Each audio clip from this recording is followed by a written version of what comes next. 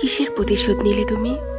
বলো তো, আমি কি এমন অপরাধ করেছিলাম যে তোমার চোখে আমি এতটা ঘৃণার হয়ে গেলাম? আমি তো শুধু ভালোবেসেছিলাম, খুব নিঃস্বার্থভাবে, বিনা শর্তে।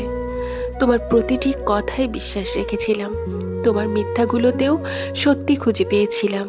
অথচ তুমি তুমি সেই বিশ্বাসের ভেতরে লুকিয়ে রাখলে প্রতিশোধের আগুন। তুমি নিশ্চয়ই খুব ভেবেছ আমি বুঝবো না, কিন্তু আমি বুঝেছিলাম। তোমার চোখের সেই নিস্তব্ধ নীরবতায়, তোমার আচরণের সেই অজান্ত ঠান্ডা দূরত্বে তবুও কিছু বলিনি, কারণ আমি চেয়েছিলাম তোমার মুখের হাসিটা একটু থাকুক। আমি জানতাম ভালোবাসা কখনো প্রতিযোগিতা নয়, আর প্রতিশোধে তার কোনো জয় থাকে না।